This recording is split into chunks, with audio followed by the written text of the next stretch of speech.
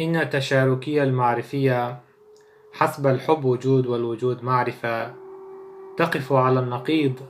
من خيار الحركة الفامينية، وإنما تسعى أبدا لبث البذور القوية لإنتاج نهضة تتحقق باتحاد الجنسين. فبوصول النخب المعرفية القوية إلى الحكم نستطيع أن نقول بوجوب توطيد معالم نظام حر يقضي بصرامة على أنظمة الحكم المذهبية ذات الصبغة القومية، عبر إحياء مجتمع المعرفة القادر على ألا يبرح أجهزة الإدارة بل يلازمها ويصحح نواقصها، حيث تعتبر اللوبيات المجتمعية شكلا متمما من إدارات المركز، ولازما ضروريا لتطويرها حسب مقتضيات مصالح الجماهير ومنافعها. حرب السلطات ضد روحانية الشعوب ومحاولتها الفاشلة في ترميم ما يتهدم باستمرار أربك كل دعائم الاستقرار والأمان، وجعل الفئات المدركة لفداحة الواقع تذهب باتجاه خيارات عقيمة ومتعبة، إما المقاومة أو الهرب، أي الخروج القسري، وبذلك تتعمق الهوة بين الجماهير والمنظومة السياسية، والتي بدورها تسطو على ميادين الحياة وتسرع في إشادة نهج الفوضى والذعر بين الفئات المهددة بأمنها واستقرارها النفسي. فالعالم النمطي هو المبتغى من فكرة القمع المتصاعدة،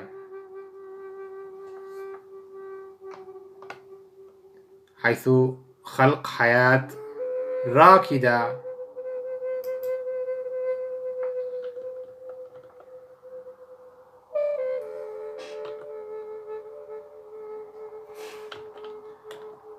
جامدة من غايات الذهنية الشمولية، حيث تفسح البنى الانتمائية للناس، حيث تفسخ البنى الانتمائية للناس يمثل عامل ديمومة للسلطة وضمانة لرسوخها، حيث تتحول كافة الشرائح المتنفذة إلى قوات محلية تخدم روح العنصرية وضمانة لرسوخها.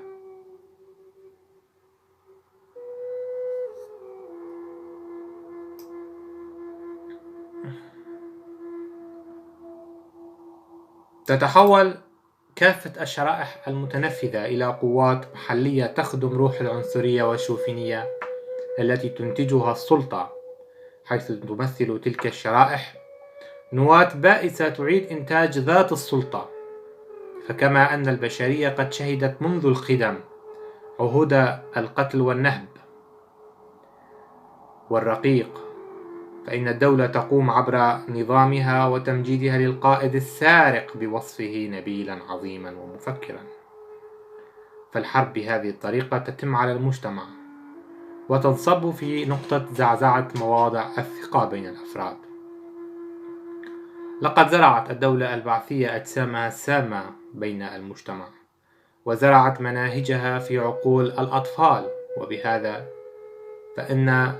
من ربيوا عبر سنوات على دعاية البعث وفكره المتعالي لن يكون بوسعهم قيادة ثورة ضدها، وإنما يلزمهم أولا الخلاص من التعالي القومي وتشرب قيم المدنية المعاصرة، والتي تلزمهم بخلق أجواء الرفاهية والتعددية العرقية والدينية. هذا لم يعد متاحا وممكنا في ظل الفوضى التي بعثرت كل شيء وخلقت بيئة خصبة للإرهابيين والمرتزقة الذين تجمعوا من كل صقع ليبثوا أفكار الإسلام السياسي الواهنة مكان سلطة البعث الحاكم. فقد اكتسبت السلطة البعثية كل مهارات التعذيب في سحق ثورة المعتقل السياسي ومحاولاته في التغيير، واستمدت كل تلك الوسائل من هذا النسق التاريخي في قمع النظم السياسية للجماهير والتحكم برباطة جأشها وصبرها. فميل السلطة القمعية لإماتة الحياة في ذائقة الجماهير يعبر عن تصالحها مع التاريخ الوحشي لدرجة بالغة الخطورة، حينما تحيي جانبا متصلا بالتاريخ القديم في تأليه القائد وتنصيب تماثيل له في الأروقة والساحات العامة. فالعديد من الصور والأقاويل المكتوبة على الجدران لن تستطيع جعل القائد صرحا تنويريا، وإنما لطخة سوداء في تاريخ البشرية، حيث ذلك الاستبداد الذهني الممارس يوميا يجعل الثقة بالمدارك والعقول صعبة إثر الخوف، إذ لا حاجة أن يفكر الفرد بحضور القائد وبقائه وكيلا على الفن والفكر والجمال. فتربية النوازع العدوانية وتغذيتها بأسباب التذمر والنفور يعتبر من عمل السلطات الشمولية، حيث تبتر ما يتعلق بالتفكير النقدي لصالح التسليم بأصالة وسمو القائد الملهم، لتحيل كل غرس أخضر إلى يباب. فالعنف يلبس الحركة دوما ويستدعيه بالمقابل عنف مضاد، إذ يتصل العنف بكل شيء، وأحد أرقى أشكاله هو القانون الملزم، حيث يتصف القانون بصلابته وبوجوب قوة تفرضه وتدين من خلاله المقصرين ومتجاوزين له. فالرهبة متداخلة في طبيعة العلاقة بين الأفراد والمنظومة المديرة للمؤسسات، إلى جانب التفكك الروحي للجماهير والتي قادت الجموع نحو فوضى. فالسلطة الشمولية خلقت في أوساطها مداحين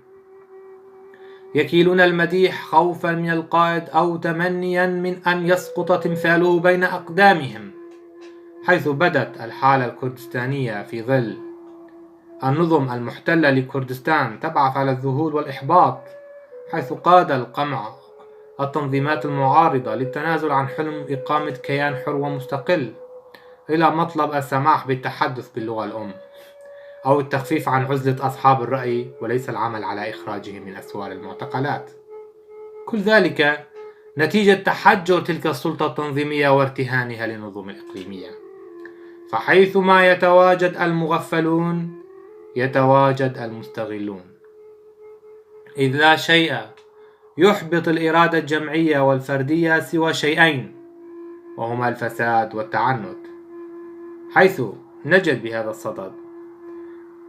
أن المناهضة الفكرية لسلبيات وسلوكيات الجماهير أفضل من الوقوع في فخ الندية والعراك الانفعالي، في ظل خطورة الجدل نسبة لوجود تقاليد سلطوية أشبه بالنظام القمعي الدولتي تكبر الأفراد وتعمل على إقصاء مبدعيهم ومبدعاتهم. فلا يمكن مجادلة رجل دين شرق أوسطي أو متحزب شمولي لا يرى أبعد من إيديولوجية حزبه، إنهما يسيران على خط واحد، وهو المحافظة على التصوف، حيث أن رجل الدين والحزب الشمولي قضيا حياتيهما في المحافظة على روح الأبوية العائلية، وأسهما بتحوير ذائقة المجتمعات وإخصائهما عبر التاريخ، وقد استطاعا في كثير من المواقف تحويل الجماهير إلى مصفقين بحكم العادة أو الخوف.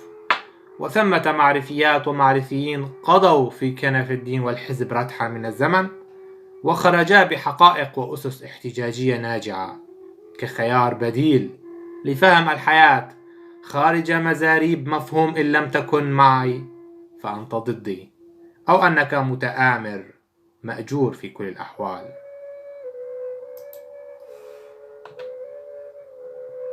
ولا شك أن المعرفي ساع لمعرفة كل شيء، الواضح منها والخفي في آن، ولا يحسن خداع نفسه والآخر كونه غير انتفاعي، ولا يعني أن رجل الدين أو الحزب جاهل. كلاهما في المراتب العليا للقيادة يدركان ما يفعلان، وعملهما دؤوب يصب في إطالة عمر التجهيل الممنهج. فالنص الديني المقدس أجاد في رفع سوية الحالة الروحانية للجماهير التي تعاني من سطوة الخرافة، فقد أتى التقديس الديني من خلال أنسنة الله وتأليه نائبه النبي بين قوسين، أو نائب المسيح البابا، ونائب النبي الشيخ أمير المؤمنين. وجاءت الاشتراكية المشيدة وجموع الأحزاب الشرق أوسطية الكردستانية لتستفيد من التقاليد الدينية في منشأها وتمزجه بخليط الفكر اليساري بشقيه الماركسي أو القومي الاشتراكي. وتم تصفية وإبعاد العديد من المعرفيات والمعرفيين الساعين للتغيير، وقد أنشأوا نظام علاقات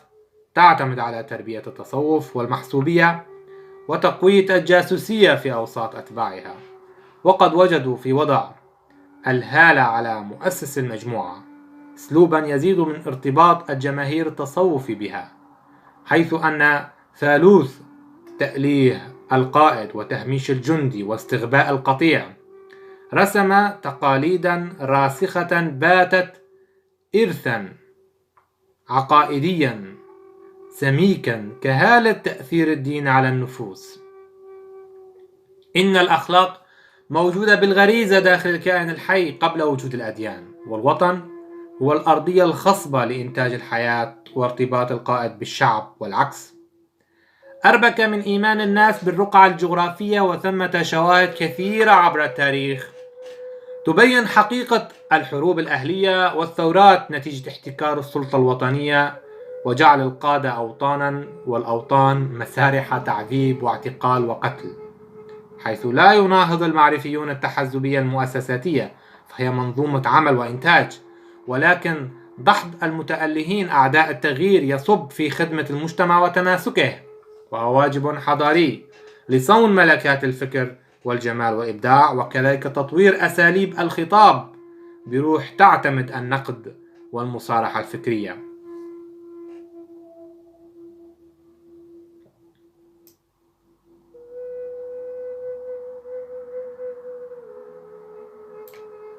يمكن فهم الحالة الكردياتية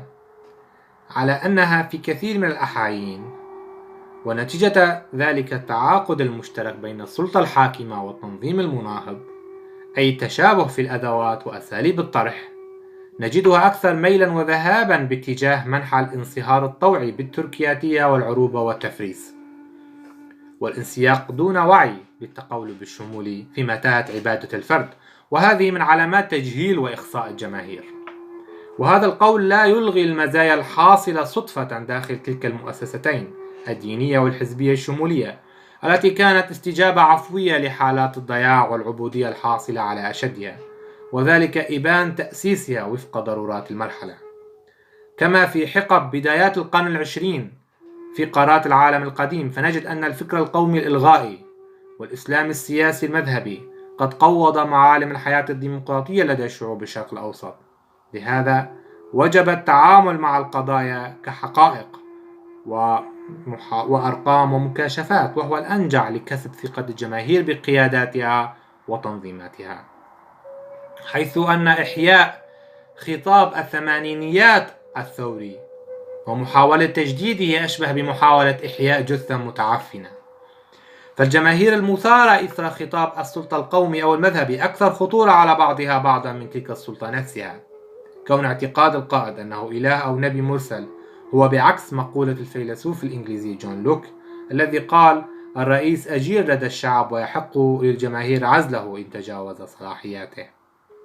فما يفسر سرعة الانقياد خلف الشائعات والتهويل الإعلامي هو ضيق أفق الخطاب الكردستاني العاطفي، والذي يفتقد للموضوعية والواقعية السياسية.